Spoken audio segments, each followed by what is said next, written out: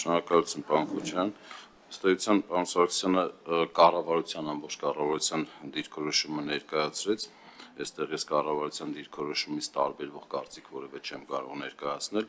ուղղակի բացառապես իմ ելույթը վերաբերելով մեկ հարցին, որը կառավարության դիրքորոշման մեջ գրված է, որ խորհրդարանական քննարկումների ժամանակ այդ հարցը պետք է բարձրացվի, խոսքը քրեական պատասխանատվությանն է վերաբերում, ուրեմն փորձաքննություններից հրաժարվելու համար, այստեղ մենք ունենք հատուկ կարծիք, այսպես ասեմ, եւ այդ նորմը խիստ խնդրահարույց ենք դիտում, իհարկե էլի թողնելով ազգային ժողովի որոշմանը, մարդու իրավունքների եվրոպական դատարանը անդրադառնալով հարկադիր նմուշներ տալու պարտականությանը, ինչպես նաև քրեական վարույթի համար դրանց առանցքային նշանակությանը, արձանագրել է, որ սեփական անձի դեմ ցուցմունք չտալու իրավունքը չի տարածվում քրեական վարույթում այն նյութերի օգտագործման վրա, որոնք մեղադրյալից կարող են ձեռք բերվել հարկադրանք կիրառելու լիազորություններն օգտագործելու միջոցով։ Բայց գոյությունն են կասկածյալի կամքից անկախ, այսինքն, եթե նմուշ պետք է վերցվի եւ դա հնարավոր է հարկադրաբար վերցնել, մարդու իրավունքների եվրոպական դատարանը հարկադրաբար այդ նմուշների վերցումը խախտում չի դիտում։ Այս մոտեցումը հաշվի առնելով մենք օրենսդրության մեջ արդեն քրեական դատավարության օրենսգրքում ունենք կարգավորումներ, օրինակ 43-րդ հոդվածը մեղադրյալը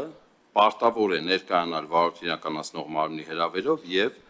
վարույթ իրականացնող մարմնի պահանջով ենթարկվել բժշկական զննության, մատնադրոշման, անձնական խուզարկության, քննման եւ փորձաքննության,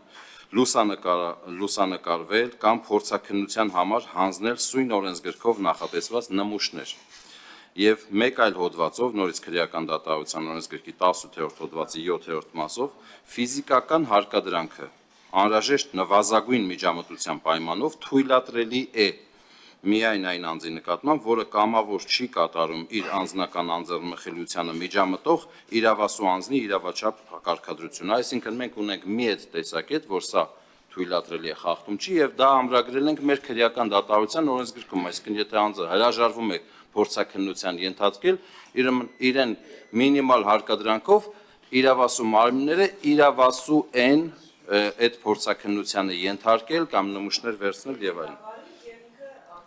Բնականաբար այս դեպքերը վերաբերում են այն իրավիճակներին, երբ որ անձը առաջին անգամ օրինակ փորձաքննությամբ ազատվել է, հիմա կասկած կա, այսինքն բնականաբար քրեական վարույթ է նախաձեռնվել, այդ անձը ունի կարգավիճակ, դրա համար,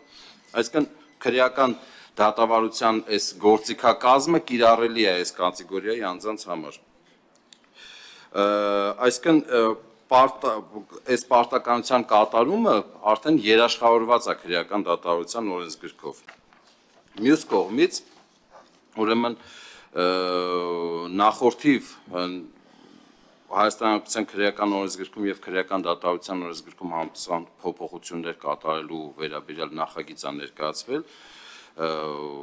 քննարկվել, որով նախատեսվել էր նոր հոդված ավելացնել, որի բովանդակությունը ինչն է, քրեական պատասխանատվություն կսահմաներ քննման փորձաքննության ենթարկվելուց, ինչպես նաև նմուշներ ներկայացնելուց հրաժարվելու համար, ըստ էության ավելի ընդհանրական, քան այս մար, սա վերաբերում է կոնկրետ այս զորակոչից ազատվելու դեպքերին, առաջարկ եղել է եւ քննարկվել է առհասարակ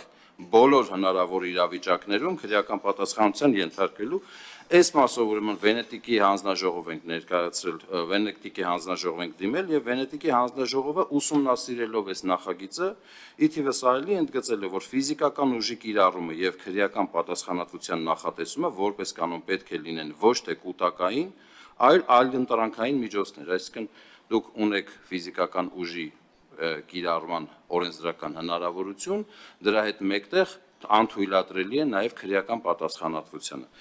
Այս ամենի համատեքստում մենք գտնում ենք, որ այն գործիքակազմը, որ արդեն իսկ արկա է մեր քրեական դատավարության օրենսգրքով, բավարար է գոնե թե դեպքերի մեծամասնության դեպքում հասնել ուրեմն արդյունքի, իսկ որոշ բացառիկ դեպքերում արդյունքի հասնելու համար իրավաչափ համաչափ չենք համարում անձի սահմանադրական իրավունքների այդ աստիճանի ինտենսիվ միջամտությունը։ Այստեղ ուղղակի պետք է ապավինենք ավելի շուտ իրավապահ մարմինների պրոֆեսիոնալ եւ արդյունավետ աշխատանքին։ Չենք կարող այդ աշխատանքի ոչ բավարար լինելը կոմպենսացնենք օրենսդրական լրացուցիչ ինտենսիվ միջամտություններով։ Շնորհակալ եմ։